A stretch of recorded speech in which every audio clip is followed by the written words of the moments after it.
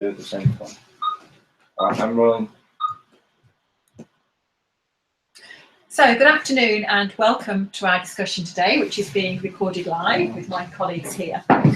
So we're here to discuss the impact that learning and development has had on you, each of you here with me today, your businesses, and of course how it links back to our commitments as an employer, particularly around our two promises. And those promises are people matter, and we show it every day, co-designed and open professional development. So I'm Natalie Harvey and I head up learning and development for Saint-Gobain across the UK and Ireland.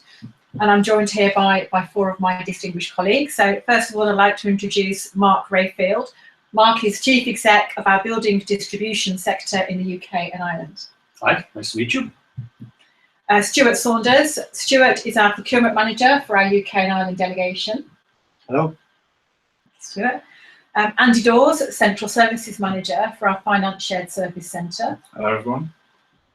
And Nadine Matthews. Nadine is MD of Minster, our dry lining and insulation distribution business in the UK and Ireland. Hi there. Thank you. So for the next half an hour, our discussions are going to be centred around these two commitments. And about halfway through, there'll be an opportunity for you to ask us some questions, which the panel here will answer as best as we can. And those questions will be sent through by you, please, on the YouTube chat or through Facebook Live. And Emily, who's with us today in the room, will be collating those questions and we'll put those to you at a couple of intervals throughout the chat today. So I thank you in advance for your questions, please.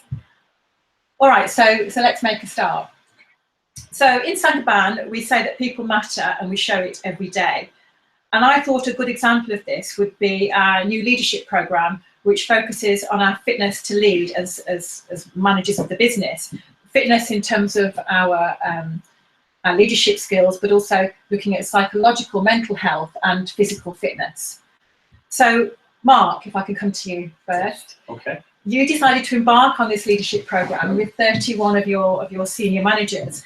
Can you tell me a little bit more about this and your reasons for wanting to put people through that programme, please? Sure. The program is called Fit to Lead, Fit to Work, and it's a program really around how we give the tools to our employees and our colleagues, starting with a management level, to take the stresses of the job. We ask tremendous amounts of work and time of our colleagues, and we've realized in today's society it's very difficult to turn off, as we're on Facebook Live and YouTube here today.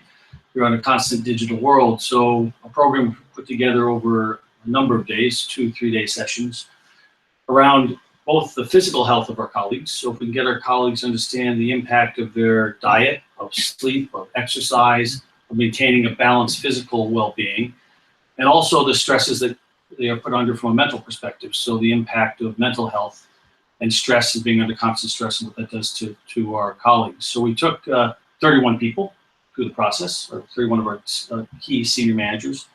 I think at first it was viewed as maybe a program was a bit of a lark. You know, we were all going to learn how to work out and do steps and do fitness things, and some were reluctant to go into it based on that. But the reality of it was really an area as a team to reflect on ourselves and our behavior.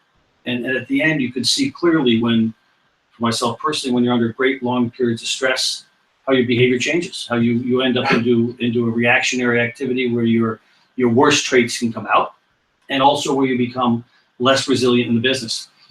And so the point is, we need extremely resilient managers, we need adaptive managers, and this was a way for all of our key managers to understand, first starting with themselves and leading by example, that they needed to have the tools to take the proper care of themselves, understand where their weaknesses were and reinforce it so they could be better managers, so I could ask more of them, which I always do. I'm not sure that was the intention. No, well, I know, but there always has to be a business side to it. And as a side, the 31 built a community, you know, you call it a herd or whatever you want to call it, where they can lean on each other when they realize they're under stress.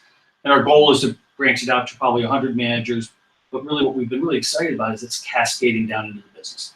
So long answer to say, trying to develop the tools for our colleagues to be able to handle what is a very stressful job. So you say you see it cascading down into the business and that people now have tools. What sort of tools have they got and what sort of things are they doing back in the business? Well, you know, it's like anything when you do a 360 review or you look at yourself, you learn things and you implement it. And we decided not to push into the business and say everybody must drink 8 glasses of water a day or something because the business resists that. But instead, every business took a portion of it. Some gave water bottles to all their colleagues. They had road shows where they talked about fitness. We had an incredible employee that came to one of our sessions and talked about mental health and what it had an impact to. And the issue really around mental health, which was interesting, it's very big in the UK right now with the Royals talking about it quite openly, is that not addressing it doesn't mean it doesn't exist. You know, people are under stress, they're depressed, but not addressing it doesn't mean it doesn't exist. It just means we're hiding from it. So seeing it out in the open helps us build. So every business and every person took a segment and shared it with their team, not in the sense of, look at me, I'm fit to lead, but look what I've learned, and I've realized I'm not sleeping well or I'm not eating right, so I've changed. And if you want to change with me, here's the tools I have. I'm drinking more water, it's helping me. Do you want to change with me? So it's been a very soft cascade, but they've really grabbed it. I think so. And Nadine, so you have been a participant on this programme and obviously lead a significantly sized team in Minster. What's been the impact for you and your teams? I think it's been extremely positive, and I'd probably echo what Mark's just said, actually. Now, there was a part of it that was around a practical toolkit. There was a part of it around surfacing some of the things that we all know, but choose to allow to become deprioritised. Such as that work-life balance piece, such as that really taking the time and challenging yourself as to whether you are engaging sufficiently with your team, whether you're getting under the skin and surfacing any issues that might actually exist that you would previously become, I say, oblivious to. But I am now starting to see a real ripple effect through the business, and that's hugely encouraging, whether it's things like food drops that we've now organised in vast majority of our locations on a weekly basis, improved hydration, improved sleep, a recognition that actually, you know what, it's okay to take a 20-minute break. To clear your head a little bit. Go for a walk, Go for a walk. I had a meeting last night, so it feels weird to call it a meeting actually, with my sales and ops director. I dragged him on a 12-mile walk through Coombe Abbey Park. Normally that would be a business dinner. But actually, it was probably the most productive meeting we've had for a while, because you get a better scan, a much better perspective thing. You still deal with the issues at hand in terms of the work environment, but you can contextualise that with your team as individuals. And I think in part of our inclusivity, diversity, and overall organisational enrichment, that's key. The other thing I would say we're doing in Minster, which is a great thing, is we've tied this into some of our other sort of social responsibility aspects in terms of a charity challenge. So I don't know, anybody out there wants to get involved with sponsorship, the Minster team and a number of our colleagues from across building distribution have taken it upon themselves to walk just under, I think, 25,000 miles within 80 days. So it's round the world in significantly less than 80 days, as far as I'm concerned. How's that going? It's great. We're in Thailand. we're 3 weeks in and we're in Thailand. It's brilliant. I love the food there too, so it's great for me. But no, genuinely, I think that recognition of the importance of well-being within the organisation of today is absolutely imperative, and it's great to see that being embraced now by the group in terms of the dedication, focus, resource, time and energy. Business impact, I'm sure, will come. It's less obvious to directly connect it today, but what I would say is in 3 months my absence rates are half. Have they really? That was from a relatively low base anyway, but there's probably a connection. And as a personal connection, one of the outputs, which sounds very simple, is pretty much all the one-to-ones I think the team start with now. Start with the question, how are you? Yeah. You know, which sounds very simple, but you know, we all care how everyone's doing. But I have to be honest, and the dean will support me, I probably don't start every meeting prior to saying, how are you? Not how's business, how's margin, how are you today? And you know, that what that opens up in a dialogue of, well, you know, I'm actually not so good today. You know, I'm exhausted, didn't sleep well, business stresses, this, that. So then you have a context for the rest of the discussion. So if you don't have that discussion and they're under great weight and you lean in hard on them and you're going, you know, we have to, which we can do at times, then you may bust somebody. Versus, you know what, this is probably not the time to have this discussion. So first off, get yourself well. And it's okay as a senior manager in this business to have a bad day, to not be good. And understanding that speed. So anyway, so that's what we've done. So you were a participant on this program as well I as being your team. So what's been the impact for you personally? You know, I think asking people how they are is a big step for me. I don't send emails on the weekend because it was out of the business. You know, you should not send emails on the weekend. So little tactical things like that.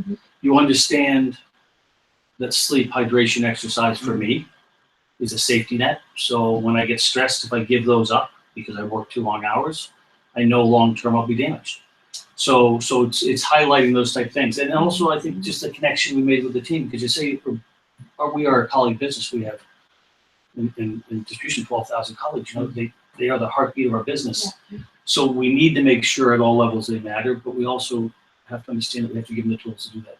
And how, I mean, this is all great stuff, and often it's easier to do this when we've first gone through a program and everybody's excited and they're engaged. How about sustaining the momentum of this? How are you going to keep it going?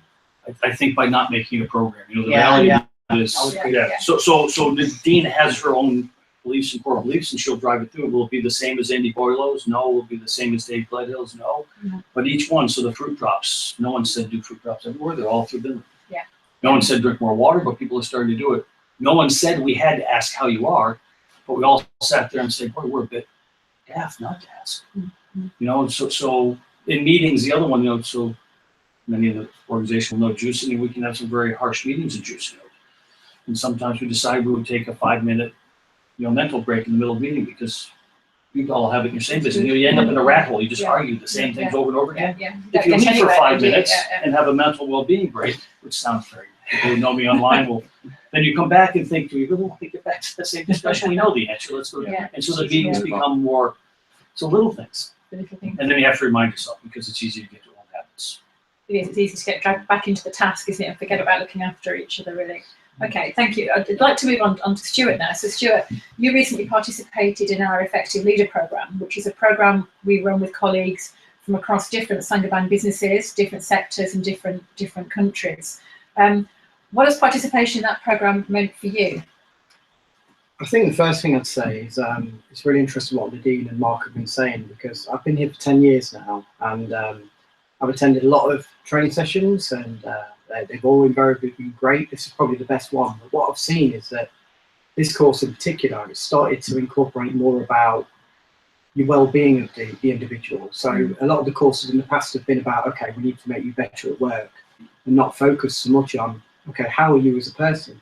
And this placed a lot of emphasis on that. And I've always had a strong view that Saint-Gobain does place a lot of emphasis on investing in its staff, and this kind of reinforced that. So, you know, it's been an excellent course, and say probably the best one I've been on.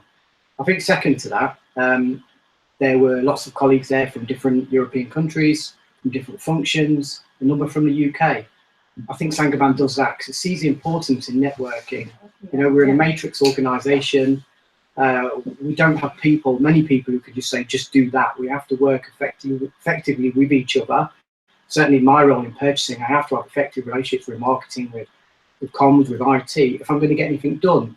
So it really emphasises that. So that opportunity to meet people from different backgrounds, different businesses, hear their views, understand them, that's a fantastic part. I think personally from the course, because the course itself is split into 2 halves, the first part of the course was very much around my own development, and a big thing I took from that was it really got us to think about who we are as people and what drives us, what our true north is, where do we want to go as individuals, and not to be someone else, not to sort of like see someone present and go, I want to be that guy. Actually be the best that you can be. And that really came across, and it gave real clarity that when you came back, thought, no, I want to be the best that I'm going to be, because if you can do that, you can be the best, you can make the best contribution to the company by being the best person that you are. You have to understand yourself first, as you absolutely say. And that course, ASK, the consultants place a lot of emphasis on asking questions and giving you time to really think about that and challenge each other in the group. And we all came away with that true north of who we are and on our own individual sort of motto almost, how we live by. This is us. So it was fantastic, our first part. The second part of the course was focused on how we develop our teams. And like what you talked around there with Fit to Lead, it was very much around, actually, if your people are happy, they're going to perform better. And presented a four-box grid, which essentially says if if the person has got the well-being right, if there's not too many stresses in their life, nice stress, good stress, positive stress, like challenge, stress that challenges them, but not too much. And their work is stimulating, they're interesting, they're in that box, they're in that area where they can perform best, they're not bored, they're moving forward. And so it was about telling us as leaders how we can do that, how we can support our staff to be in that box, to push them enough, but not too far. But ask, how are you? Ask, how are you? And I have monthly reviews with my reports, and I spend a lot of time in them anyway. And I've always been very interested in them as people, and I'm quite an open person, so I tell them about my life and so on. So I already see that. But this course, it really emphasised the importance of well-being. That great, we've got people who are good at a job, but if they're not happy, if they haven't got that well-being, we're not doing it like the fruit, the water, and all these other things, then we are. It might not end well.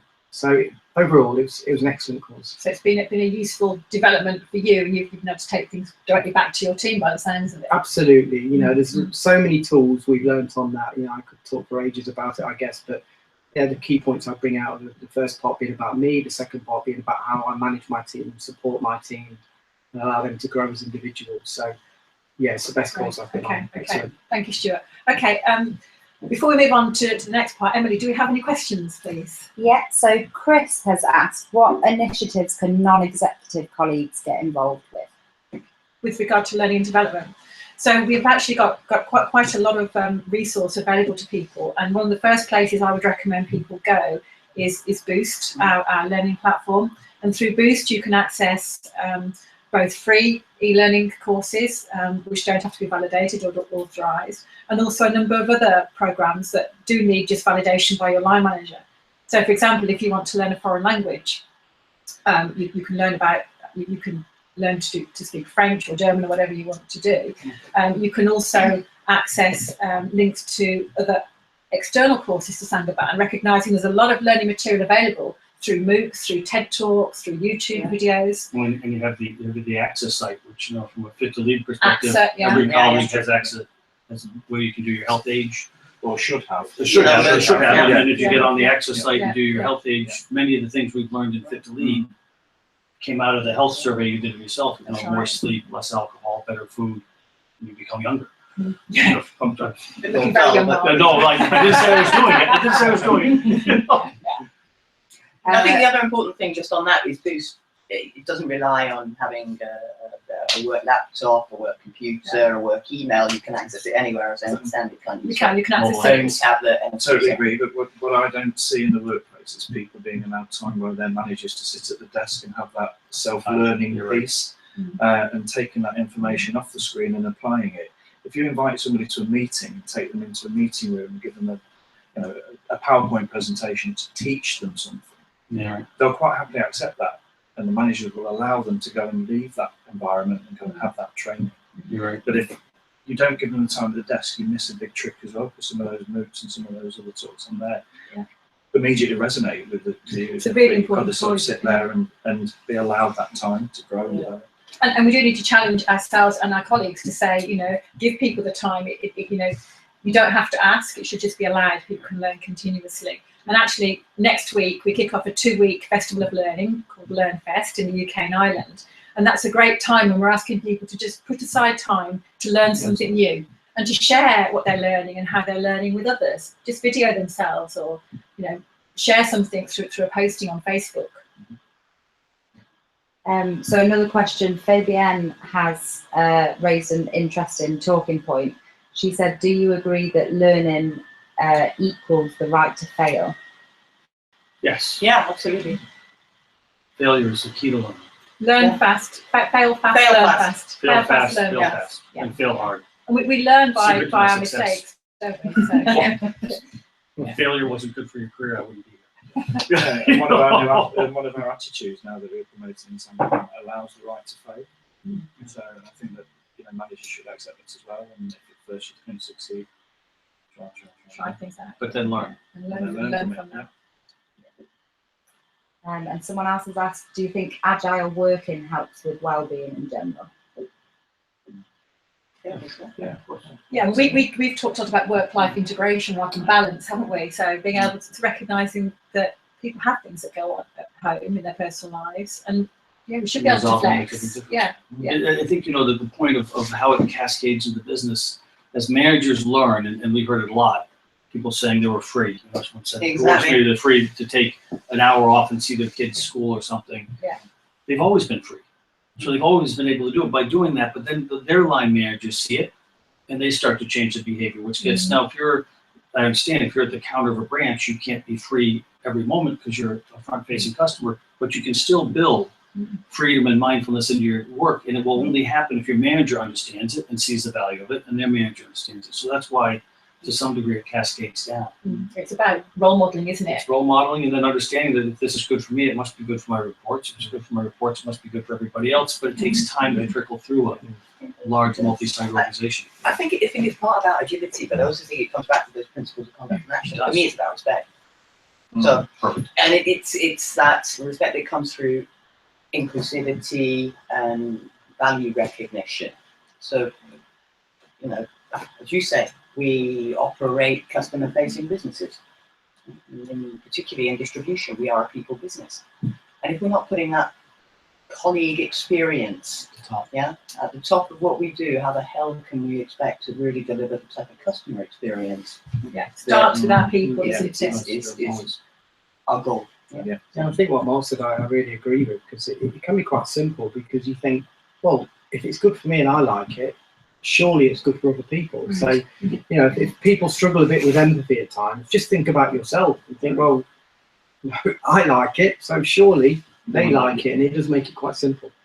Okay, thank you. I'm going to move us on. So, as I mentioned earlier, we work hard to ensure the professional development of our employees, and we work hard to ensure that that's open and it's co-designed with our internal clients, who are our managers of our teams and businesses. And Andy, we worked with you about 3 years ago now to build a people management toolkit that would help your team leaders and managers better manage their people and deal with the issues that they were facing. Yep. So together with Victoria Fletcher, who is your HR manager, we co-designed that. Can you tell me a little bit about that and what you wanted to achieve? Yeah, it was born of a little bit of frustration from both sides, because we needed a lot of HR support, because we've got a large community of people, so 95 sort of guys there now. We had, you know, serious illnesses, perish the thought that it happens again. We had maternities, we've had disciplinary issues, and we were constantly, you know, picking up the phone and spreading the HR resource rather thinly, because there was nobody based in Eastleigh with us. So we thought we've got to do something about this. So we said, these are the areas that we'd like to focus on. So we'd like to focus on from, if you like, day one through to day leaving. And all the other HR minefield events that can come through. We knew nothing about the law. We had a handbook, but it's how you apply that handbook in the situations, what you are and not allowed to do. So we were effectively managing our tasks very well, but our people very badly, and letting ourselves down. So we needed an expert. So we got Natalie and the team to work with an external company and basically design what we needed. We gave them the shopping list, they put the program together.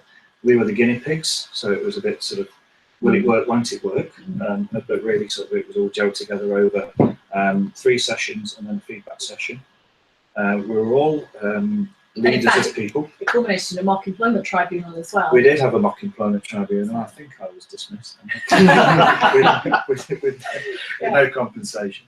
But basically, it gave us time to practice the key elements of managing people correctly in a very safe environment with people that have already had those challenges, or some that were very fearful of facing those challenges in the future.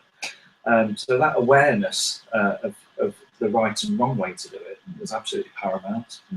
And also, it built a fantastic network, because there's people now that if I can't remember, I don't reach in my drawer to get that folder out. It shouldn't be in my drawer. I know it should be there. Every day I should be there to just pull it. But I have somebody to go to, somebody I can feel comfortable around, and have shared experiences, good or bad. And that's the thing that you know, I gain most from that. And it's transferable. Perish the thought that my career would be outside of Saint-Gobain, but it doesn't matter whether it's in a different function. It's transferable skill. Mm. And that project and program, sorry, can be bespoke to other parts of the business as well. Yeah, we've run it for Weber. Yeah, And we've run it for the parts of the delegation, and other busibusinesses such as Celotex now are looking at that, and so are doing bits of it for building distribution. Yeah. I mean, the core is there, but you know, it means that I can share my knowledge as well and give them time, as well as managing. I can also lead now. So, and has it delivered on the objectives? So has it reduced the number of issues that you have to go to HR with now? Yes, because we're not fearful of tackling those issues now as a group of managers as well, or an individual. So if I have to have that difficult conversation, I can do it myself and know the boundaries that I can operate in, and what I'd like to get out of it. And I think that it's shown that we're a little closer to the team as well. We've knocked down a little, like a glass ceiling. Yeah. So we can all talk very frankly and formally. And you end up generally by doing that, you end up with employees becoming more engaged in the business and having success versus avoiding it for 6 months and terminating. Yes. And worrying about the legal termination aspect. What you end up with is, I'm going to have the hard dialogue. Well, guess what? The employee knew they were in a tough place. Yes. The hard dialogue is welcome. You know it, I know it. Let's find a solution. And those who want to succeed. Indeed. Versus shying from it. And then what you end up with is a situation that's irreparable. But the damage is done with the people perceiving that you've not done anything. You're right. And letting it just fester. Yeah. No, brilliant. Thank you. So, Emily, do we have any more questions for our panel? We do.